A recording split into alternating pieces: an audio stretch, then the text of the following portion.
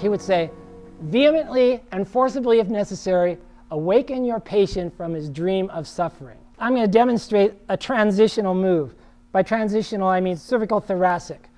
Now, most chiropractors who have been in business any amount of time realize that most patients on most visits have a problem somewhere between C5 and T2. Who knows why? Because that's the way the human structure is built. Yeah, exactly. Silicon Valley Syndrome. I have a whole chapter on it. So this is a very useful move, and it's really easy to do. You have to be aware of a few things, like the contact and the vectors involved, and also the force imparted by dropping down. First, I got to tell you that this is a really good example of a move that when you first learn it is going to be manipulation. It's general at first, but I'm telling you, the longer you do the move and the more you master this move, the better you get at the move, the more specific it can become. So it's going to seem really general what I'm doing, but as you get better and better on this move, you can direct the release of the subluxation in between C5 and T2.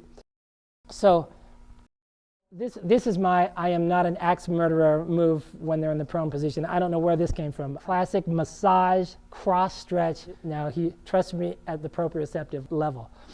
Okay, so now T1 will be good. Okay, so we're going to do T1 on the right. First of all, I'll talk about the stabilization. The stabilization will be the right hand and the head pushing it to the opposite side with a slight rotation. And how far are you going to push it? Well, you're going to push it until you get some tension as your contact hand goes in the opposite direction. That's the answer to that question. So, and this is where the specificity comes in, because the more of one you do or the less of the other you do, that is going to determine the point of release. That's going to determine the point of release. So in this case, we want it to be at T1, so it's mostly going to be left-hand contact. So here again, it's a very simple contact. Pisiform on T1 lamina. Here it is. Okay, I'm going to do it. I'm going to do it. Pisiform, so T1 right lamina. So fit it in there. And think about, while you're doing this, the forearm is going to demonstrate the line of drive. It's going to be primarily P to A. Remember? All cervical moves in general, except for Atlas, should be primarily P to A. That's Clarence, right? So we're going to primarily be thinking about a P to A vector for this. And then I'm going to stabilize the head, and I'm going to traction it on the opposite side just enough to give me to take out all the joint plays, so that when I drive in the direction of the adjustment, it will release at that point. Okay, so pisiform, T1 right lamina. Now, see, I'm already getting down low. I'm thinking I'm going to do a one-handed handstand on my drive hand. All the energy of my whole body focused on one point. That point will be the pisiform of my left arm. So here we go. And the forearm demonstrates the line of drive. Pushing over. Now, that was a perfect example of what Tim was just talking about. Did you hear the cavitation before I adjusted? Don't go.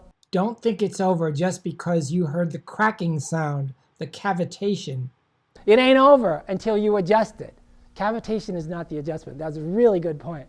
Because they go, okay, they heard it, I heard it, it's good enough for today. No, he came for an adjustment, so give him the freaking adjustment.